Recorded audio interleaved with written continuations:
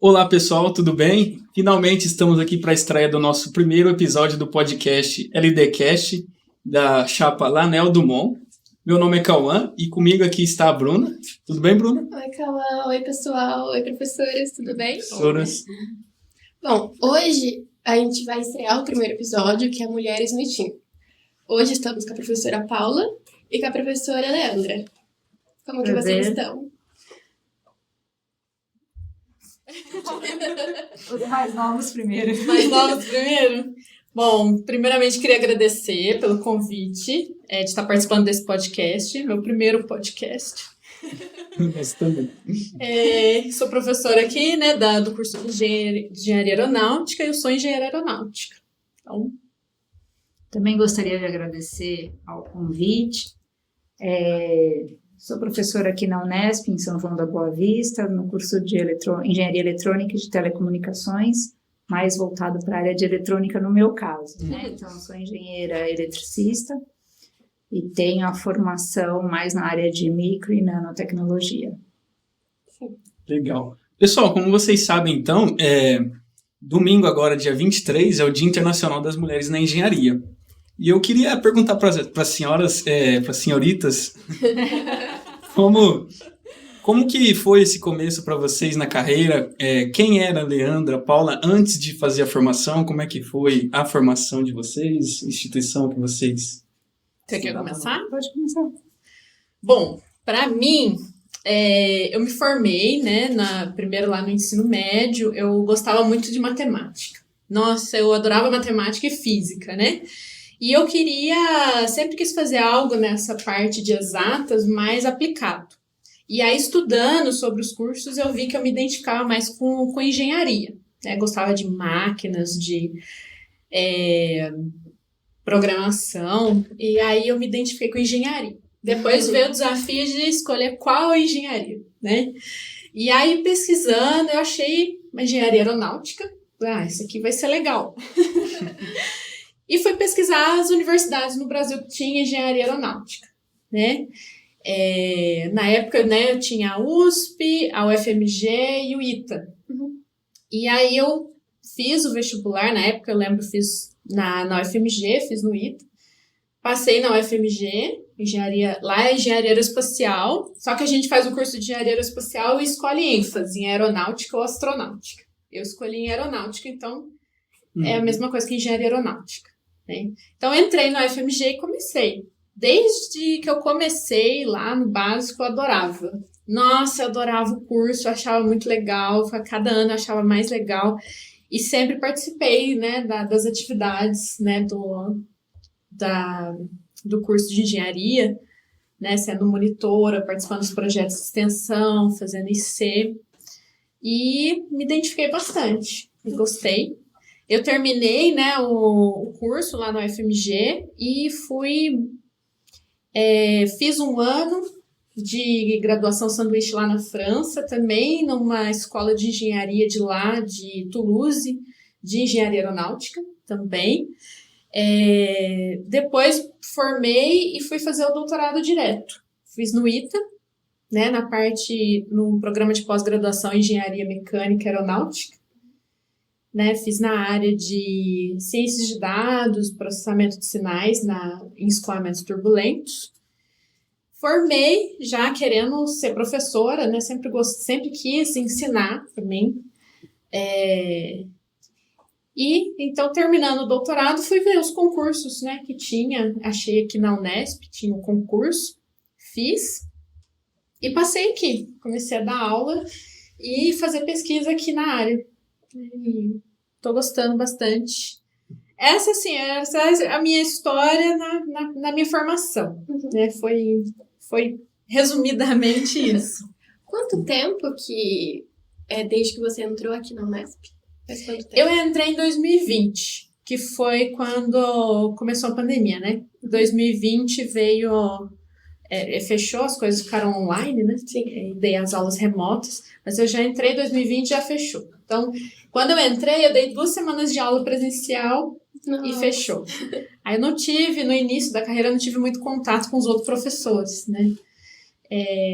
Depois voltou depois voltou em 2022, né? Presencial. Então, tô no meu 5º ano aqui, né? 2020, 2022, 2023, é o 5º ano aqui. Passa muito rápido, né? Passa rápido. Passa rápido. E é uma carreira bem desafiadora, né? Fazer ensino, pesquisa, extensão e mais a parte burocrática, mas é bem satisfatório, porque, assim, eu dou aula para as específicas aqui, né? Sou professora do último ano de engenharia aeronáutica e eu vejo a turma formar todo ano, assim, é bem satisfatório. Você vê o pessoal que você orientou, que você deu aula, conseguindo emprego, indo para a indústria ou para a carreira acadêmica também. É bem legal. Certo. Essa é a minha trajetória na formação de engenharia, mas seguindo para a área acadêmica, né? Uhum. Muito inspiradora essa história, professora. Sim, é bem... Vai ver o que é inspirador agora. Professora Paula, a senhora poderia contar um pouquinho da sua história? Quem era a Paula antes da formação, durante? É uma história um pouco mais longa. Pode ficar tranquilo. Não tem problema. Na verdade, antes da graduação, eu vivi numa época que a gente não tinha computador em casa, era tudo muito diferente do que é hoje, né? Então, eu brinco, né, que as crianças já não nasciam com um dedinho para estar mexendo no tablet, celular, nada disso. Então, eu passei por essa revolução da eletrônica e por isso o meu interesse pela área, né? Quando eu entrei na faculdade, escolhi a engenharia elétrica e dentro das ênfases, né, eu fui mais para a parte de computadores, porque exatamente, né, aquela coisa de como que a máquina responde rápido desse jeito, o que existe lá dentro capaz de fazer isso. E fui mais entrando para a parte de hardware, depois o que tem dentro do CI, e fui me especializando nessa parte mais de microeletrônica, né? Então, essa foi a escolha e o porquê de tudo isso. É interessante ver, né, a mudança das gerações. Então, hoje você tem alunos já, né, que já nasceram, né, com o celular na mão, que já brincam com um tablet e essa tecnologia toda desde muito cedo. Então, a gente vai tentando atualizar e trazendo um pouco do que a gente vai vendo na pesquisa, uma vez que a gente está há mais tempo, né, para dentro dos dispositivos comerciais, o que está sendo feito na indústria. Então, se eu pensar na minha formação e no que se tem hoje, a evolução foi muito grande, muito rápida, né? Então, isso é bastante interessante. Eu me formei no milênio, não é nem no século. Depois fui fazer mestrado, doutorado na USP. Fiz um pós-doutorado, parte na USP, e também tem colaboração com o IMEC na Bélgica, sempre trabalhando na mesma área. Comecei a dar aula já há bastante tempo. Primeiro dei aula na FEI, né, que eu, depois de Faculdade de Engenharia Industrial, passou para o Centro Universitário da FEI. Fui tempo integral lá. Depois gerenciei o centro de treinamento para projetista de circuito integrado dentro da USP. Então, tinha um projeto lá coordenado pelo professor Newton, tinham os coordenadores, o professor Martino dentro da USP, tinham outros centros, né, no sul do país também, em Campinas. Eu atuei mais dentro da Escola Politécnica da USP, né. Em 2016 eu vim para cá. Então, já como vocês perguntaram, então eu entrei relativamente no começo do campus, né? O campus iniciou as atividades em 2013. Nem era aqui, né? Não, então, o campus estava sendo construído ainda, né? Então, arrumou-se um espaço na FEOB para que haviam as aulas. Em 2016, a gente já veio para cá, o campus começou a funcionar aqui, né? Então, onde a gente está hoje presencialmente, e desde então eu estou aqui. Então, eu já orientei iniciação científica, mestrado, doutorado, pós-doc, E é interessante a gente ver a evolução de toda essa turminha, né? Também a minha escolha foi a área acadêmica, porque durante a minha iniciação científica e monitoria que eu fiz na graduação, eu gostei muito da brincadeira da pesquisa, né? O novo me instigava muito, sempre me instigou muito. Então, assim, exatamente também na época, né? Tudo evoluindo muito rápido. Então, eu tinha essa curiosidade de como que as coisas funcionavam. É um pouco diferente quando você nasce com uma coisa na mão já e passa a ser usuário, ou quando você tem que construir algo. E eu acho tudo isso fantástico, muito interessante. Gratificante. É. Uma belíssima história, professora. Sim. Aproveitando o Uma grande gancho, trajetória. eu queria perguntar para vocês, né? Na época da graduação de cada uma de vocês, se vocês eram as únicas mulheres que conseguiram se formar, que entraram no curso, e se vocês acham que as mulheres na engenharia, elas tendem a aumentar cada ano mais o ingressante, a ir para uma área. Quando eu entrei na UFMG, na minha turma, era só eu de menina, na minha turma. Nas outras turmas nas turmas da frente, meus veteranos tinham 3, a minha 1, depois a turma que entrou já tinha 5, e ficava variando, mas a minha turma específica era só eu. E no meu laboratório do doutorado também, eu fui a única menina. Dos 4 anos, eu fui a única menina por 3 anos e meio. E 6 meses tinha mais uma menina no laboratório. Mas foi mais sozinha, assim. Eu não sei essa tendência de aumentar, você percebeu? Eu percebi que foi aumentando, assim, mas era um número de... Por exemplo, na minha turma era 40 alunos. Não, desculpa, 25 alunos. Eram 50 alunos e os 25... entrava 25 no início e 25 no meio do ano. Eu entrei no meio do ano e dos 25 alunos era só eu de menino. Depois das outras turmas eu fui vendo que tinham 5, depois 4, depois 5 de novo, 6. Agora eu não sei se aumentou. Vocês são da aeronáutica? Ou... Eu sou de telecomunicações. Telecomunicações. Telecomunicações. Uhum. E eu vejo, as meninas que eu dou aula agora também parece que é mais ou menos esse número. Umas 5 por turma. Não vi um aumento... uma tendência de aumento. Bom. Não percebi isso. Comparado com a época que eu comecei a estudar engenharia, eu diria que a gente tem muito mais mulheres hoje né? do que se tinha no passado. Né? Não foi só a turma da engenharia elétrica, né? A faculdade que eu fiz tem várias engenharias, e se formaram cerca de 180 alunos. Nós éramos 6 mulheres entre todos. Hoje a gente vê que o ingresso, mesmo aqui na Unesp, é bem maior do que isso. Se a gente for pensar proporcionalmente, né, você tem lá, às vezes 35%, às vezes 40% de mulheres, ou seja, é muito maior. Eu acho que isso é uma crescente. A mulher tem ocupado espaços cada vez mais diferentes na sociedade, tem conseguido... atuar mais firmemente, né, do que no passado, mas vejam, eu sou um pouquinho mais velha, né?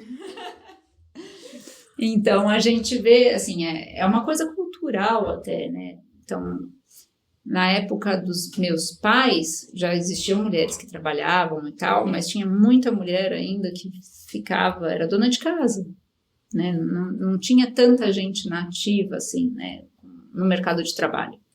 Hoje, quase todo mundo trabalha. Então, é bem diferente, vamos pôr assim.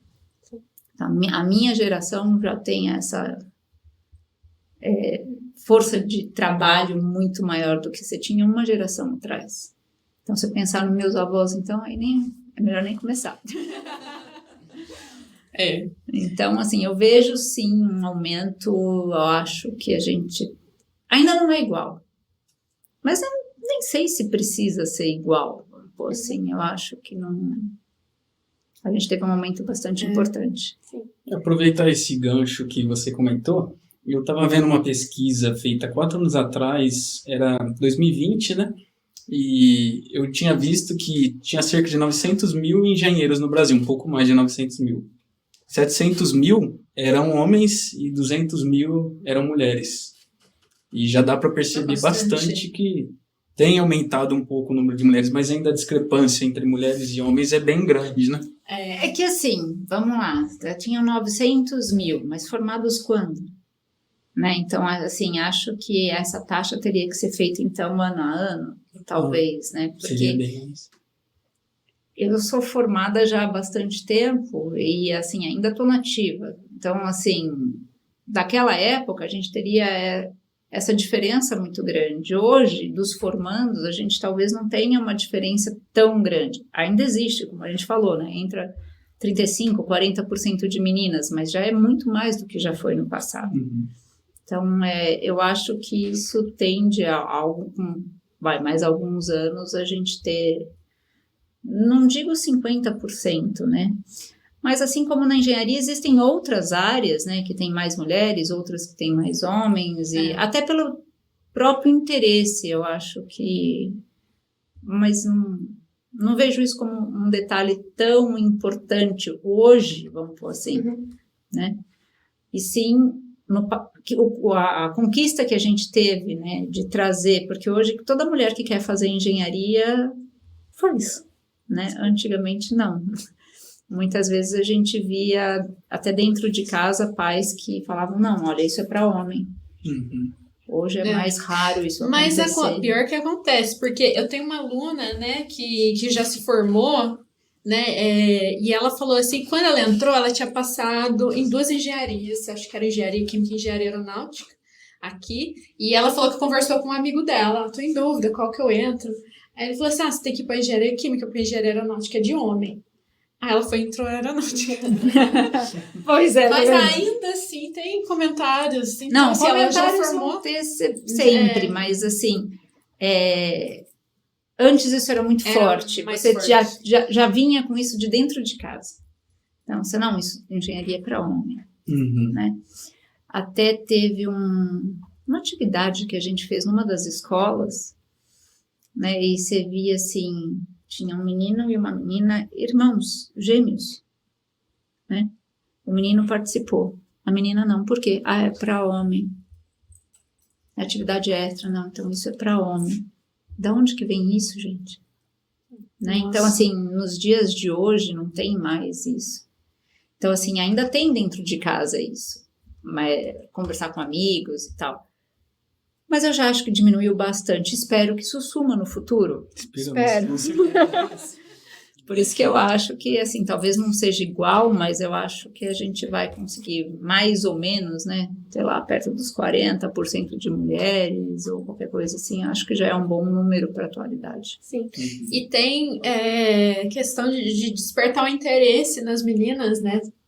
Desde de criança, né? Uhum. O menino brinca com carrinho. O menino brinca com carrinho. A menina brinca com boneca para ser mãe. Como é que eu vou, assim, ó, o menino brinca com carrinho, brinca com coisas ali, por exemplo, puxar pra minha área, mecânica, aeronáutica, brinca com aviãozinho. A menina não. E aí, eu acho que o menino vê, ó, eu quero trabalhar com isso, quero fazer motor, quero fazer um carro, quero fazer um avião. Eu acho que desperta mais o interesse de fazer engenharia nos meninos. Eu acho que mais pela criação, desde novinho, né? Eu acho que acaba despertando mais o interesse. Porque, que nem a professora Paula falou, hoje qualquer mulher que quiser fazer a engenharia faz. Sem empecilho nenhum. Uhum. Sim, quero fazer a engenharia. Mas será que elas estão interessadas em fazer? A maioria está interessada? Então, eu acho que às vezes não está entrando tanto 50%, 50%, por exemplo, porque às vezes não tem interesse mesmo pela criação, né? Lá de baixo, lá da infância. Eu acho que é mais cultural mesmo. Hoje deixou de ser um empecilho, como já foi no passado, para ser mais uma questão cultural. Então, acho que estimular, né, as brincadeiras desde cedo, o contato com tudo que a gente tem, né, de tecnologia, porque hoje a tecnologia está em tudo, estou falando não só da eletrônica, não, aviões, carros, enfim, qualquer uma das áreas. isso vai despertar mais curiosidade, mais vontade de ir para essa área, né? Falamos de tecnologias em todas as áreas, vamos pôr assim. Então, é aquilo, ó, a menina brinca de boneca, brinca de mamãe e filhinha, brinca de, né, que são brincadeiras que remetem às mães que ficavam em casa, que estavam fora do mercado de trabalho e todo o resto. Não acho que tem que proibir, não, mas assim, diversificar, vamos pôr assim.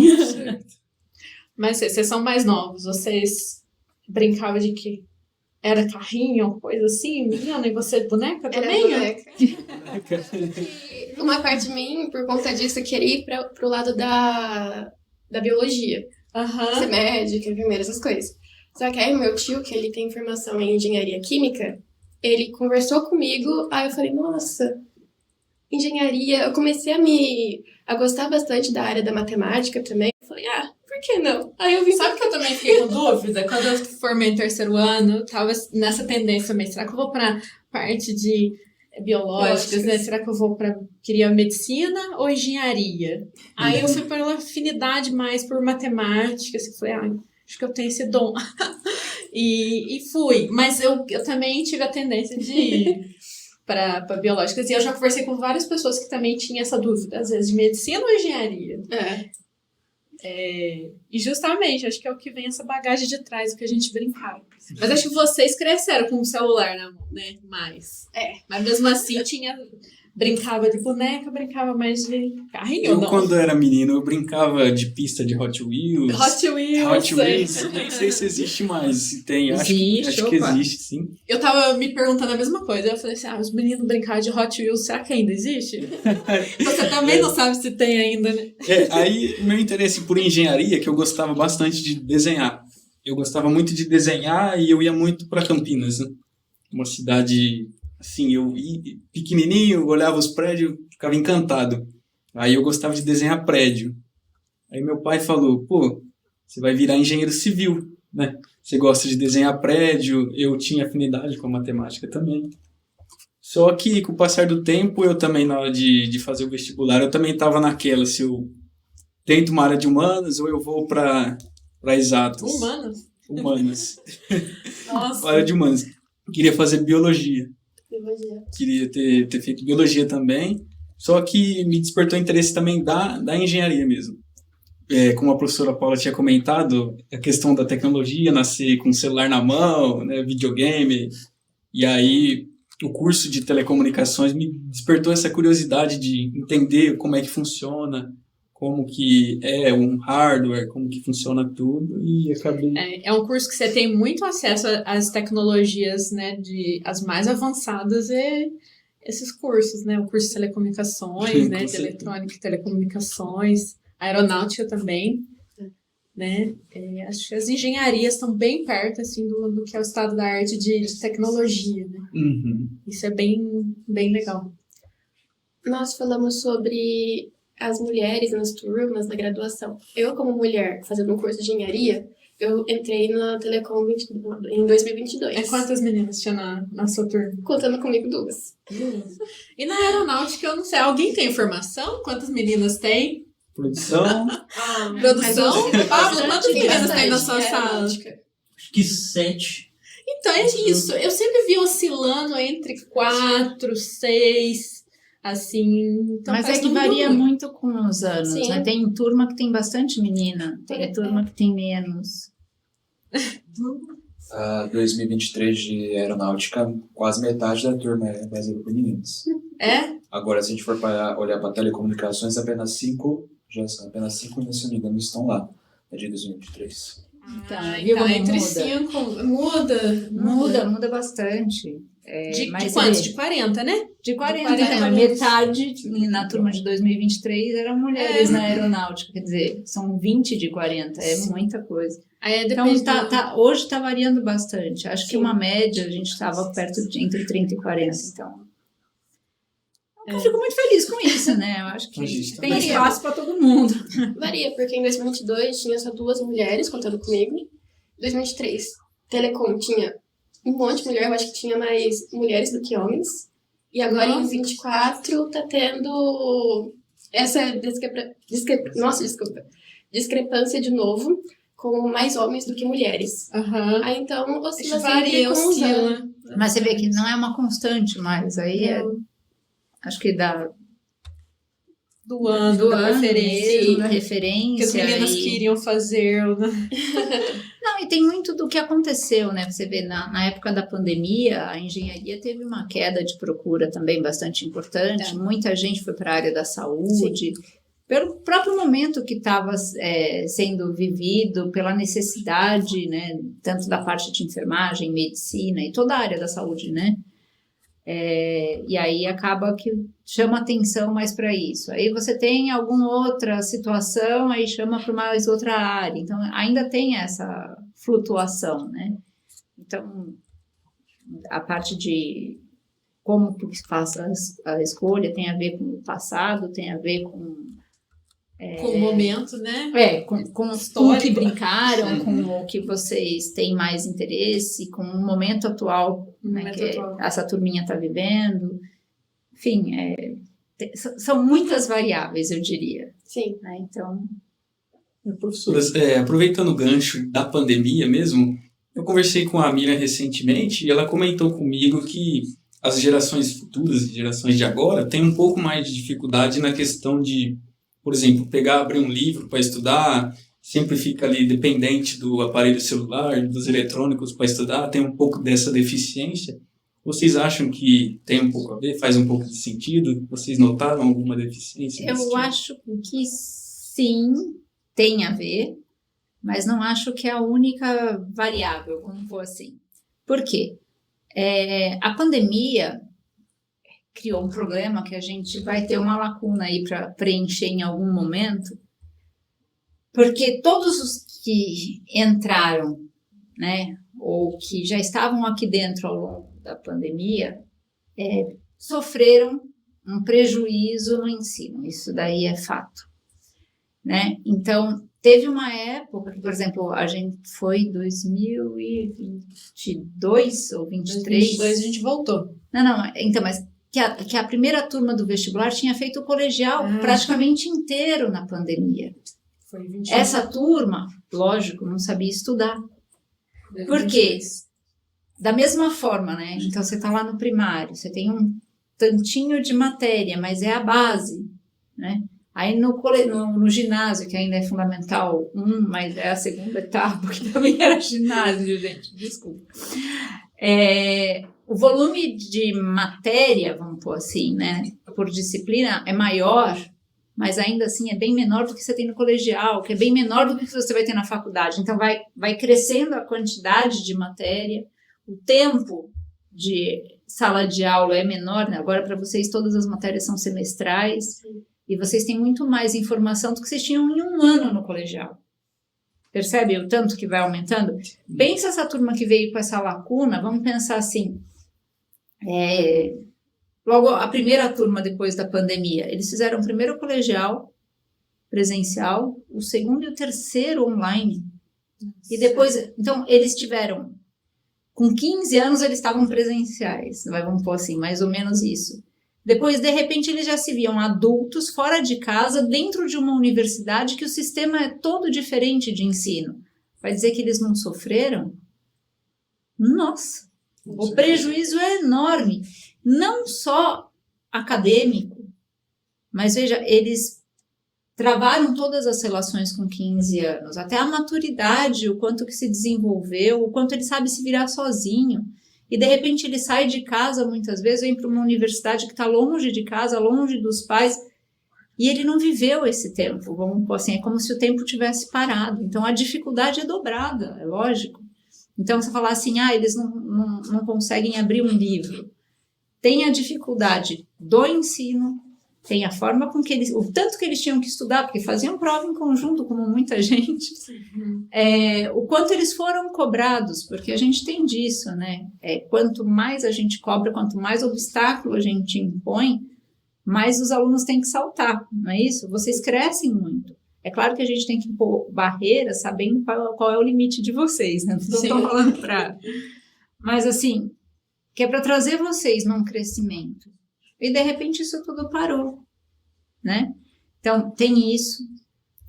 Tem a deficiência também do ensino público, que a gente tem que levar em consideração, né? Então, a gente tem as cotas.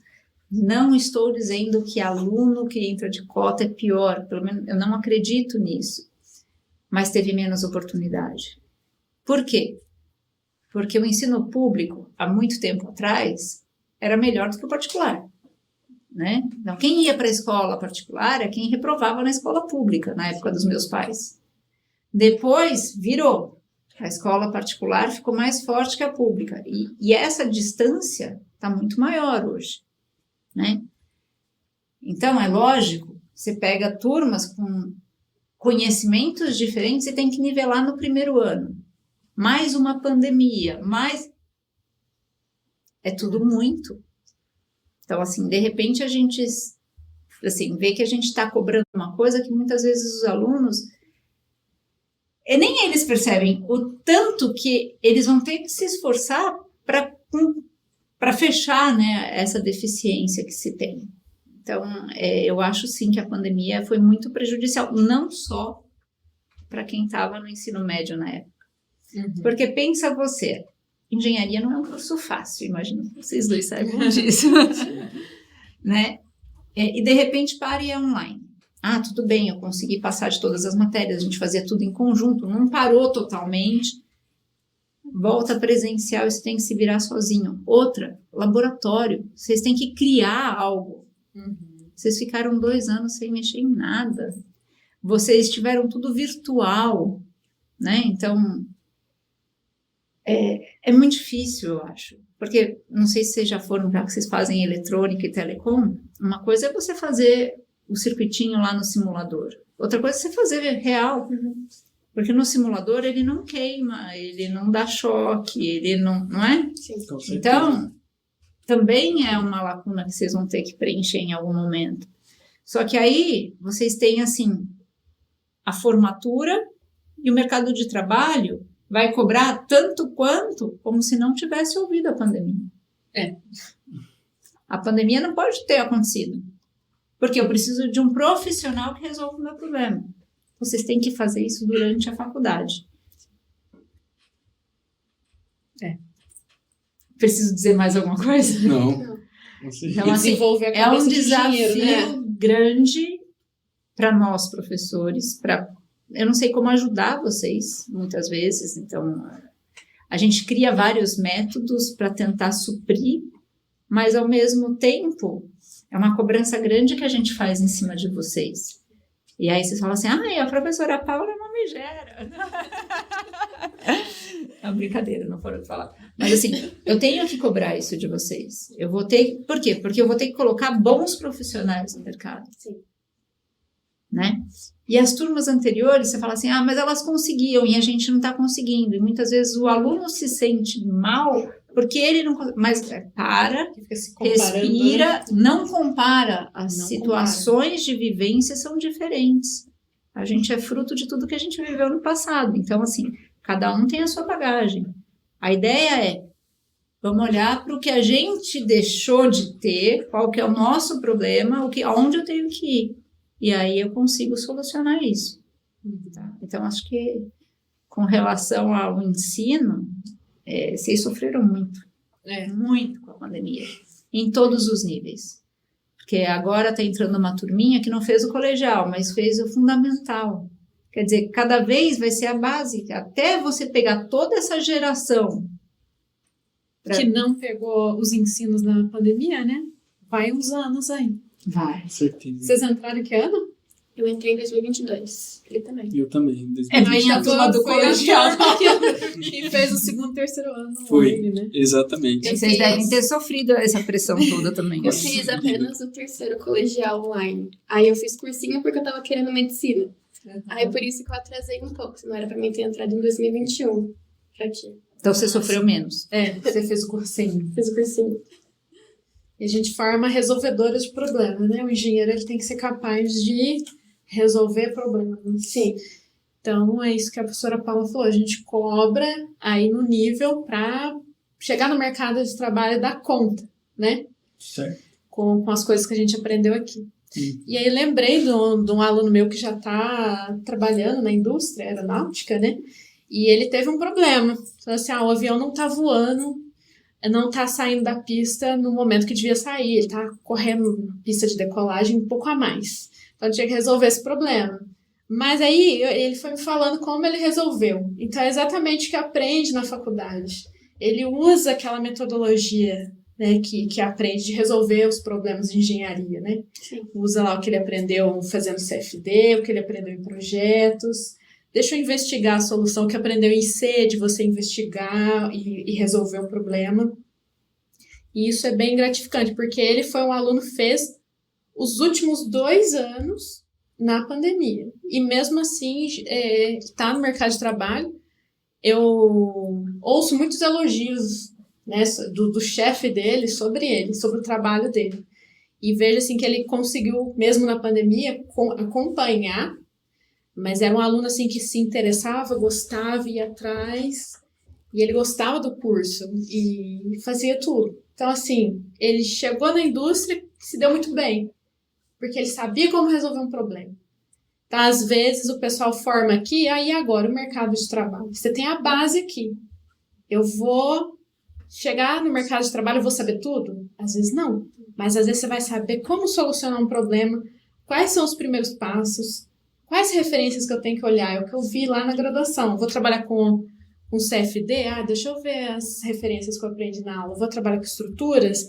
Deixa eu olhar lá a base, né? E aplicar os conhecimentos. Então, assim, mesmo ele formando, aí ele fez os 2 últimos anos de específicas online e está se dando muito bem. Aí já é o contrário, né? Não é o pessoal que fez a base online, mas que fez os últimos 2 anos online. Eu escuto bastante elogios sobre eles, mesmo assim. Acho que todos os professores, tanto do ensino fundamental, médio ou superior, também sofreram com a pandemia, né? A carga de trabalho era muito alta, mas tudo isso tentando fazer com que a perda fosse mínima. Né? Então, o que a Leandra falou, né? Ainda aqueles que já estavam na faculdade, principalmente nos últimos anos, eles já tinham tido toda essa base presencial. Então, e outra, eles são mais maduros, são mais velhos, na verdade. Então, eles conseguem gerir melhor a parte online. Eu temo muito, porque quanto mais novinho você pegou a parte da pandemia, eu acho que a sequela é maior. A sequela é maior mesmo. Então, porque, assim, e o desânimo, pensa quem estava aprendendo a ler e escrever, coitado. Pensa a dificuldade. E aí, muitas vezes, o pai, a mãe, que não é professor, tendo que tentar ajudar e, assim, não tem a didática, não tem... Então, assim, como eu disse, né, a quantidade de matéria é pequena, mas é muito base, né? E você tem que ter a base boa para construir qualquer coisa. Então, quanto antes isso acontecer, eu acho que fica pior. Né? Então, eu acho que ninguém vai se safar, mesmo o aluno que ela falou, está se dando bem e tal, alguma sequela ficou. Né? Então, assim, eu acho sim que tem a ver, né? Não conseguir abrir o livro, que foi a pergunta, com a pandemia? Sim. É só isso? Não. Hoje nós temos uma geração muito mais imediatista, uma geração onde a informação está toda na internet, onde vocês têm aqueles sites maravilhosos para fazer pesquisa, né? Não vamos comentar. Então, assim, vocês querem tudo ali para ontem. Né? Então, se pegar a geração de hoje e falar assim, não, tem que esperar, tem que, né? Basta ver coisas simples. A paciência que a gente tinha que ter no seriado. Hoje vocês pegam, vocês fazem aquela sabatina, né? Um atrás do outro, termina em, às vezes, 1 dia, 2, 3, maratonou tudo, né? Assim, sim, maratonou. Na minha época não tinha Netflix, né? Você quer assistir, já era uma por semana. Você quer assistir o próximo, você espera. Né? Então, vocês não têm essa paciência. Né? É uma geração imediatista, mas não é só para seriado. Seriado é um exemplo. Para tudo, até para o saber. E aí, às vezes, vocês passam por cima da informação. Então, ler um e-mail que é mais comprido, vocês perderam o foco no primeiro parágrafo. Ouvir mensagem no WhatsApp, velocidade é sempre 2, 3 vídeos. Ou assistir as aulas gravadas. Assistir as aulas gravadas. Tudo isso leva a não vou abrir um livro, ler o livro, entender, é maçante. Entendeu? Toma muito tempo, requer paciência, requer tempo. Então, é uma coisa da nova geração. Não vou dizer é bom, é ruim. É da nova geração. Né? Então, não é só a pandemia, não. Vamos falar assim. Você encontra resumo, né, já pronto, coisa já feita, código pronto, sites que já te dão, você digita o que você quer, já aparece o código. Né? Um acesso à informação muito rápido, muito fácil, né? Imediatista. Pelo menos no meu ensino médio, eu já tinha computador, mas não tinha internet. Então era enciclopédia, né? Nossa, um artigo, gente, tinha que ir na biblioteca para esperar a revista que publicava os artigos. Hoje vocês têm tudo online. Tinha internet de escada, eu pesquisava às vezes no final de semana, mas não sabia muito bem pesquisar, então era enciclopédia. Daí na faculdade já tinha acesso. Aí já era só o Google. Agora já é tanta informação, tão pronto, tão rápido. E eu acho que às vezes também é muita informação de uma vez, acho que tem que aprender muito de uma vez, e é aquilo que a gente falou antes sobre se comparar. Você compara, nossa, mas aquela pessoa tá fazendo isso, tem isso, e eu tô ficando para trás, então você já quer tudo, e pega tudo resumido, tudo pronto, tudo imediatista, e aí acaba se perdendo. Ou se perdendo, ou sendo tudo muito superficial. Ou tudo superficial, sem aprender a base, né? Professoras, eu queria perguntar para vocês como que foi essa graduação relacionada a preconceito por parte dos homens, algum machismo que vocês chegaram a sofrer, e se possível também a Bruna também comentar se ela sofreu algum tipo de preconceito, mulheres, comentar um pouquinho sobre projetos que vocês fizeram, participaram. Sobre essa primeira parte, eu não sofri muito preconceito, assim, os meninos, inclusive sou amiga deles até hoje, o pessoal que a gente convive na faculdade viram amigos eternos, né? E a gente passa 5 anos juntos estudando, mas também desde o início eu gostava muito, estudava bastante, eu era uma das primeiras da turma, tirava notas muito altas, o pessoal vinha e estudava comigo, eu ajudava, então assim, a gente tinha um grupo ali, todo mundo da minha sala, da minha turma, era muito unido e não senti, não tô lembrando aqui de sofrer um preconceito por ser mulher. Eles me chamavam para tudo, me incluíam, era bem amigos mesmo.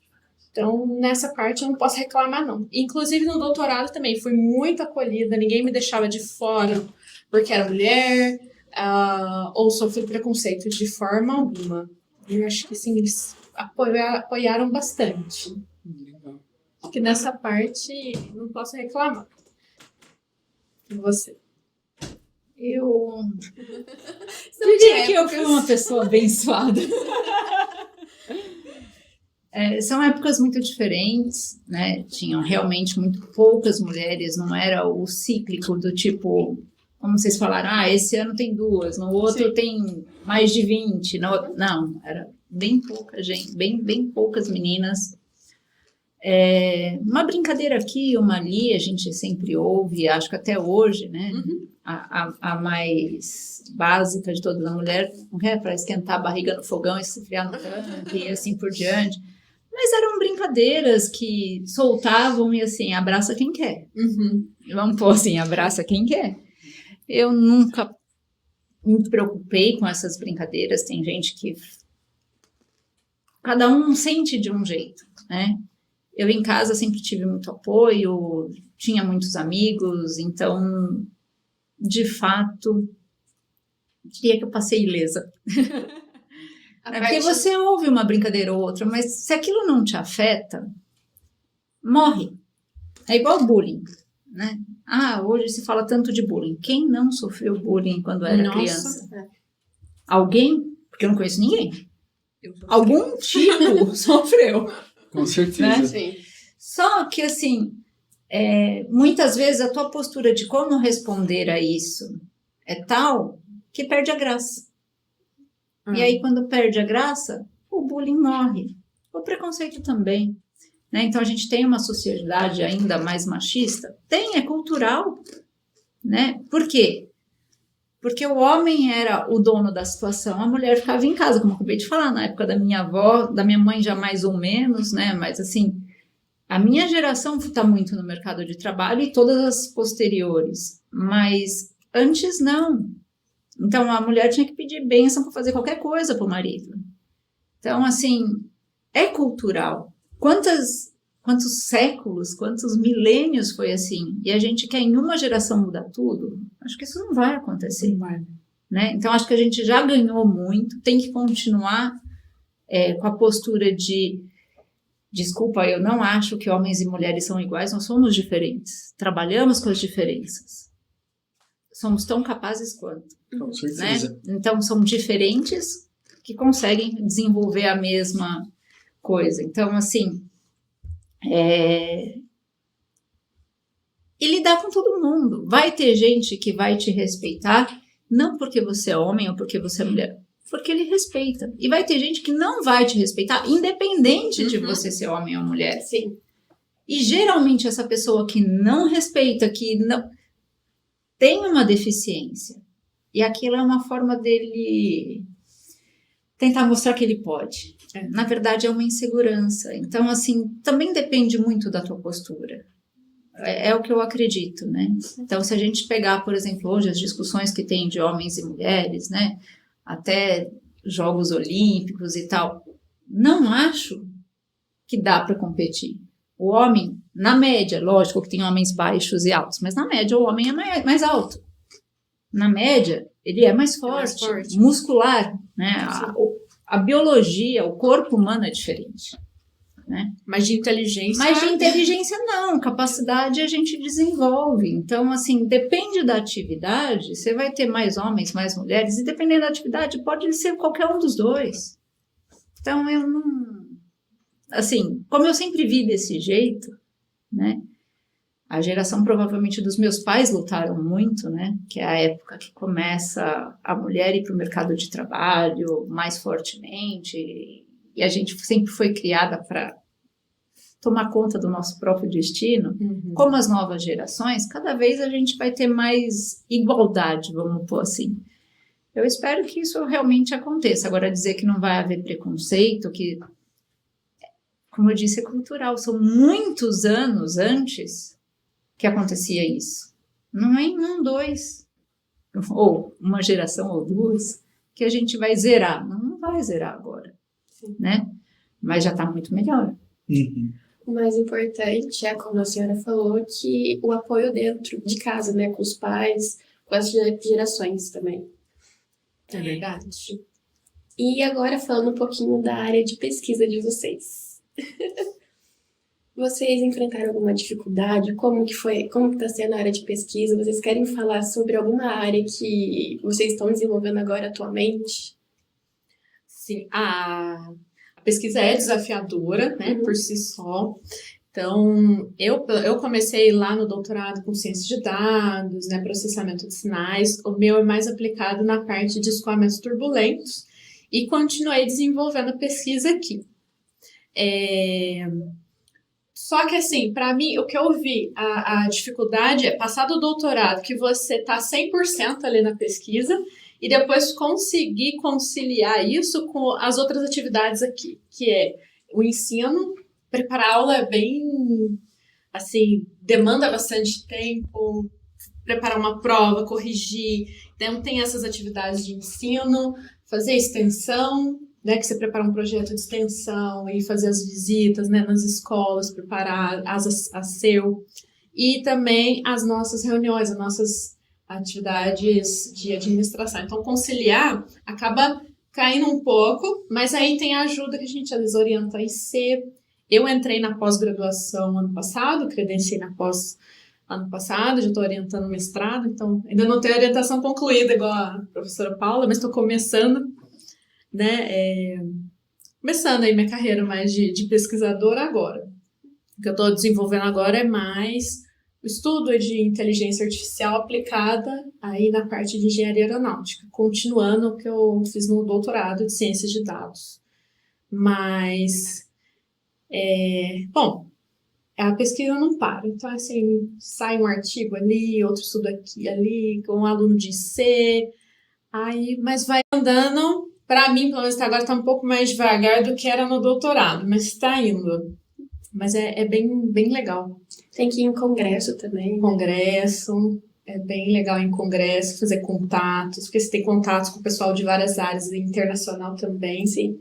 Né? A professora Paula tem contato lá na Bélgica, né? Vai todo ano. Todo ano? Não, é todo ano. Todo ano. A gente conhece pessoas do mundo inteiro através de pesquisa. Então, eu pesquiso na minha área de turbulência. Tem o pessoal estudando turbulência e ciência de dados nos Estados Unidos, na Suécia, né, na Austrália. Então, você entra em contato, você cita, viu que a pessoa te citou. Você vai, nossa, mas o cara lá nos Estados Unidos me citou, ou na Europa me citou. Então, você fica internacional também com a pesquisa, né? E conhece pessoas do mundo inteiro através da sua área, que tem outras pessoas pesquisando na mesma área. É bem interessante a parte da pesquisa na engenharia. E aí você vê os pesquisadores dessa área são engenheiros também. E a gente está falando de engenheiros, né? E tem bastante mulheres, assim, referências mundial na minha área. Pelo menos tem bastante. É bem legal. A minha área é uma área mais multidisciplinar, né? É a parte de nanotecnologia, transistores avançados, os futuros nós tecnológicos, então tem desde a parte de fabricação, que envolve muita física, muita química, né? Então, assim, é bastante amplo. Tem a parte dos modelamentos, então tem um pouco, sempre na área de exatas, mas assim, tem misto, de formação. Tem engenheiros, químicos, físicos, matemáticos, enfim, muita parte também de ciência de dados. E então, a gente tem bastante homens e mulheres. Não tive nenhum preconceito durante o mestrado, o doutorado, acho que isso não aconteceu.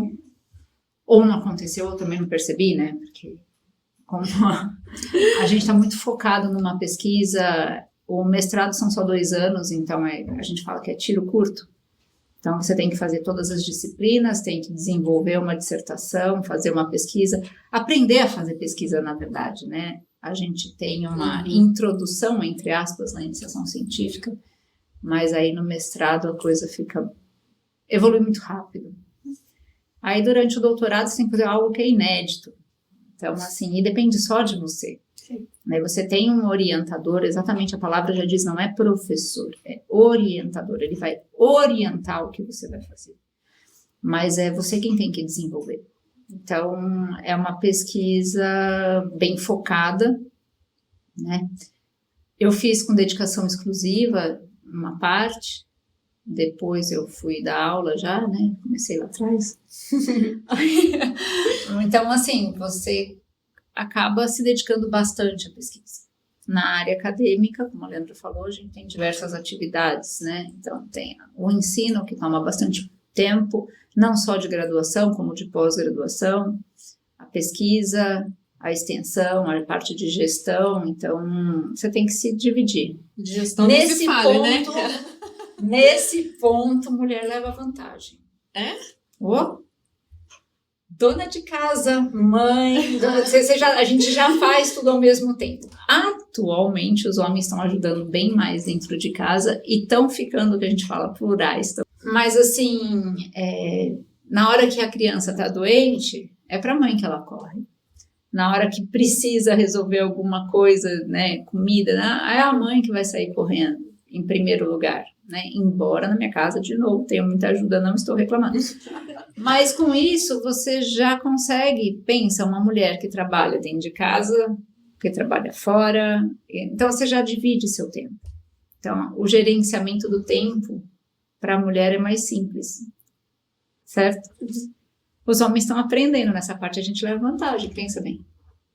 Sim. Né? Com certeza. A gente consegue fazer mais coisas simultaneamente. Não é que consegue, o homem também consegue, mas culturalmente ele não fazia, ele está começando a fazer. E a gente já desde criança, a mulher faz tudo, né? Sim. Por exemplo, na minha casa não, porque nós éramos só meninas, mas quando eu vejo muito assim, dentro de casa tem homens e mulheres. A mãe chama quem para ajudar? A menina, né? Então, quando ela vai para o mercado de trabalho, aquele lá já é o natural, já faz, já resolve, já, entendeu? Então, assim, é bastante interessante.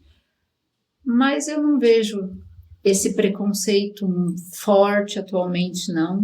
Pelo menos aqui dentro da Unesp, eu acho que somos tratadas iguais, Sim. os alunos e alunas, né, se existir, existe entre vocês, mas para os professores, eu não vejo diferença em capacidade, eu não vejo diferença em nada dessas coisas. Então, assim, todos têm suporte, todos têm a mesma oportunidade, vamos pôr assim. Sim.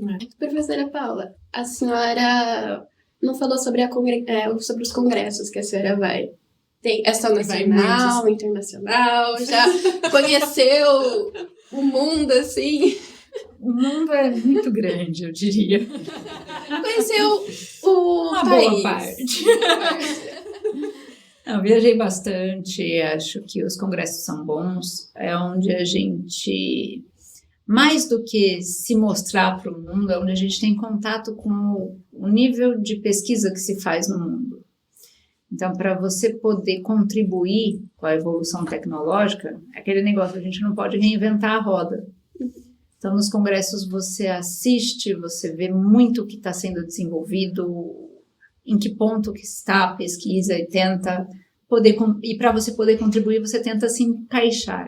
E com isso você tem que estudar, estar de acordo com o que a gente tem hoje de estado da arte e estar sempre se aprimorando. Então, isso é muito bom. O Brasil tem participado fortemente de diversos congressos em diversas áreas, nós temos muita gente boa por aí. Eu, graças a Deus, vou para congresso, aí sim, todo ano. Às vezes mais de um por ano. E com isso, é uma questão de tempo, gente. Vocês vão chegar lá também. Eu viajei um pouquinho. Já conheci alguns lugares, não muito, gente. O mundo é muito grande. Mas se serve de conselho, a viagem eu diria assim, que é a melhor experiência que a gente pode ter, vivenciar diversas culturas e etc. Deixa eu aproveitar e fazer uma propagandazinha, porque eu e outros professores aqui estamos organizando um evento internacional que vai acontecer aqui em São João do Boa Vista, você sabe? Na Escola Escola de Primavera de Transição e Turbulência, que é da minha área. Então, junto com outros professores, então vai acontecer aqui, né? Esse ano, em São João da Boa Vista, vem palestrantes aí do mundo inteiro. Vem pessoal internacional e é uma oportunidade, né, para vocês fazerem contatos também, sim, no congresso. Oportunidade Sim, ainda mais pessoal de aeronáutica, né? Com certeza. Já tem as datas? As datas, eu não lembro de cabeça, no final de outubro. Uhum. Mas já tem sim, tem as datas, vocês podem olhar lá no Instagram, PTT 2024. A data de cabeça, agora eu não tô lembrando, esse final de outubro. Uhum. Tem a data e já tem o Instagram do evento. Olha. E tem lá como é que fala? A descrição lá do biografia, né? O resuminho de cada um dos palestrantes que vai vir. Uhum. E aí é um congresso. Então, assim, a gente vai apresentar os trabalhos científicos que a gente fez, tá? Tem artigos enviados aí de várias universidades. Então, é bem, bem legal. Informação de primeira mão. Sim. Professoras, eu queria que vocês comentassem um pouco sobre um projeto muito importante aqui na faculdade, né? Um projeto de extensão do Ciência no Feminino. E como vocês são membros também, qual que é a importância dele para as mulheres, essa unificação de vocês aqui na universidade, o fortalecimento dessa união E essa motivação para que futuras meninas que almejam entrar aqui na faculdade podem conhecer esse projeto. Acho que o principal é criar essa rede de apoio entre as meninas, as estudantes de graduação aqui, né, entre elas, se ajudar, ainda mais caso de acontecer algo de preconceito, algo assim, se ajudam, né?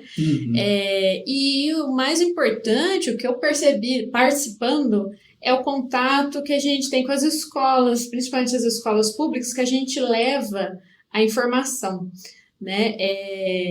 Eu lembro ano passado que a gente visitou uma escola pública aqui e tinha alunos que nem sabia que a Unesp não era paga, que é uma faculdade estadual. Aí eles chegavam e falavam assim, não, mas como? Eu não vou estudar na Unesp, é faculdade rico. Eu falei, mas lá não paga, ainda tem apoio, se você, né, comprovar a carência, né, tem uns alunos que recebem apoio, né? Aí falou, não sabia. Então, a gente leva informação, o pessoal que às vezes não tem essa informação lá. Então, pode acabar surgindo algum interessado em vir para cá. Então, acho que esse contato aí, levar essa informação para eles, fora também levar um pouco da área de cada uma aqui, lá, ensinar levar um pouquinho. Pouco do que é a nossa universidade para dentro das escolas. Eu acho o principal. Que falta exatamente o elo, né, entre a Unesp e a sociedade, que é o que estamos fazendo. Sim. Então, é mais do que o acolhimento, é mais do que simplesmente a gente motivar as meninas a virem, mas é um movimento de ajuda. Então, a gente leva algumas atividades, mostram para que serve aquilo que eles estão estudando, o que é uma área de engenharia. Uma coisa muito importante, muitas vezes no colegial, o aluno tem muita dúvida do que fazer. Vocês mesmos estavam falando, né?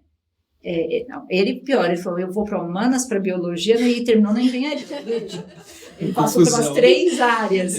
Então, assim, mas o que é a engenharia? O que fazemos na engenharia? Porque aquela coisa é um curso difícil? Mas não é impossível. É um curso que exige dedicação. E é um curso viável, gratuito, tá aí para todo mundo, enfim. Sim. Então, além dessa divulgação, do acolhimento, né, as meninas também, elas têm uma delicadeza, vamos falar, um cuidado no tentar passar de uma maneira mais amigável, com uma linguagem mais próxima dos alunos, porque às vezes eles olham para mim, por exemplo, eu vou para a escola, é mais uma velha falando, brincadeira assim, né? Então, assim, dá a ideia do mais um professor, uma pessoa, assim, muito mais velha do que eles, uma outra geração, e aí a geração que está entrando e que participa tem uma linguagem mais próxima, né? Mais acolhedora, E acho que a gente tem conseguido com isso levar a informação de uma maneira mais eficiente para as escolas. Além disso, a gente participa também, né, começou esse ano, o Ciência no Feminino também está participando de um projeto maior, né, que envolve a USP, a Unesp e a Unicamp, que é o projeto Em Gênero, né? Então também vão haver reuniões entre todos os grupos que têm essa mesma vertente, para vocês verem que não é uma coisa só nossa, né? É um movimento que está acontecendo de uma maneira mais ampla, certo? E que não é só para mulheres. É para mostrar que a ciência é para todos. Exato. A ciência é para todos. A ciência é para todos, né? Quando a gente falou tanto de igualdade, de capacidade, a ciência é para todos. Então, não é um projeto só de mulheres. A gente foca, claro, no público feminino, né, para mostrar que elas também são capazes, porque isso os homens já sabem faz tempo. Mas, na verdade, é para mostrar que a capacidade é igual, né? Ninguém é melhor do que ninguém e que é para todos.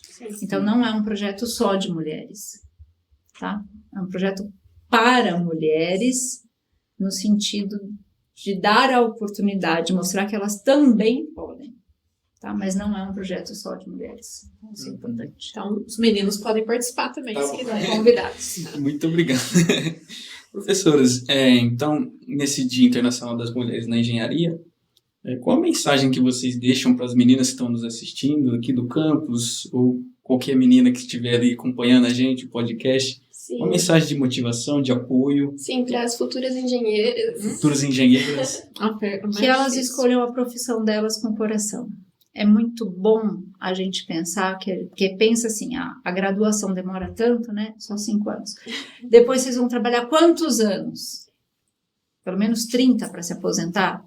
Pensa você levantar e fazer uma coisa que você não gosta durante 30 anos. Então, escolha aquilo que você realmente quer. Né? Com o coração. Porque se você escolher aquilo que você quer, deixa de ser um trabalho. Né? Então, você faz com mais afinco, com mais prazer, com mais capacidade, todo mundo tem. Tanto homens quanto mulheres. Então, as mulheres podem e devem ser o que elas quiserem. É isso. Nossa, lindas palavras. Acho que é o que a professora Paula falou.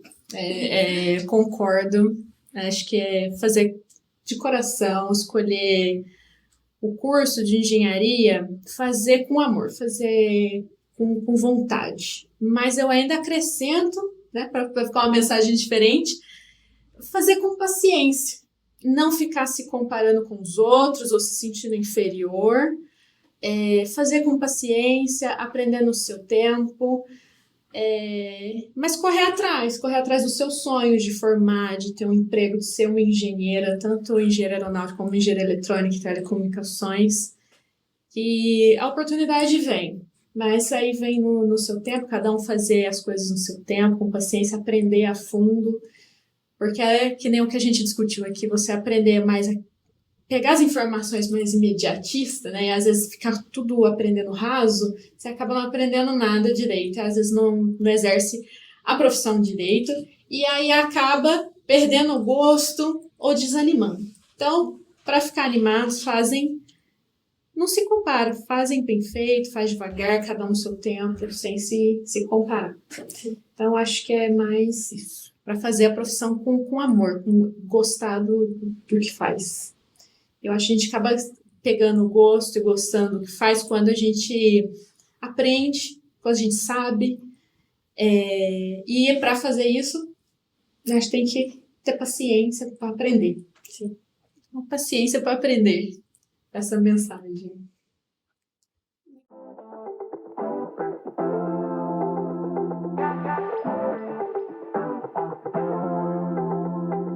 bensound.com